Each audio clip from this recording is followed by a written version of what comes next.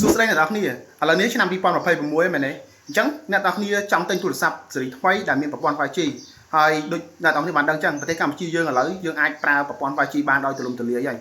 ហើយថ្មីនេះដែរខ្ញុំមានរឿងចង់ប្រាប់អ្នកនរគ្នាក្រុមហ៊ុន Xiaomi ប្រកាសចេញលក់ទូរស័ព្ទស៊េរីថ្មីដែលមានតម្លៃចាប់ពី$139ឡើងដែលអាចប្រើ 5G បានហើយនេះគឺជា Redmi 15C 5G និង Redmi 15 5G ដែល Redmi 15C 5G បំពាក់មកជាមួយនឹងលក្ខណៈពិសេសលើសពីតម្លៃ Redmi 15C នេះដែរវាបំពាក់មកជាមួយនឹងបច្ចេកវិទ្យា 5G និងមានអេក្រង់ធំទំហំ 9.6 អ៊ីងនិង refresh rate 120Hz វាបំពាក់មកជាមួយនឹងថាមពលថ្ម 6000 mAh ដែលយើងអាចសាកថ្មលឿនលឿនរហូតដល់33វ៉ាត់ប៉ុន្តែប៉ុណ្ណោះ Redmi 15C 5G វាបំពាក់មកជាមួយនឹងម្ទេស chip MediaTek Dimensity 6300ទ្រទ្រង់ដោយប្រព័ន្ធ 5G ជាមួយនឹងប្រព័ន្ធកាមេរ៉ា AI 50 megapixel ហើយវាក៏មានប្រព័ន្ធការពារទឹកនិងធូលី IP64 ផងដែរបើយើងនិយាយអំពីតម្លៃ Redmi 15C 5G វិញវាមានតម្លៃចាប់ពី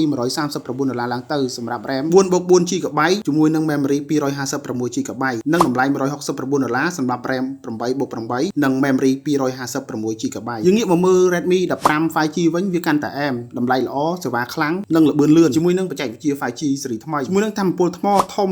7000 mAh ដែលយើងអាចប្រើប្រាស់បានរហូតដល់2ថ្ងៃ Redmi 15 5G នេះដែរវាបំពាក់មកជាមួយនឹងអេក្រង់ធំទំហំ 6.9 អ៊ីង Full HD Plus ដែលមាន refresh rate 144Hz ហើយវាក៏បានបំពាក់មកជាមួយនឹងម្ទេស chip ខ្លាំង Snapdragon 6S Gen 3ប្រភេទ 5G និងវាមានតម្លៃ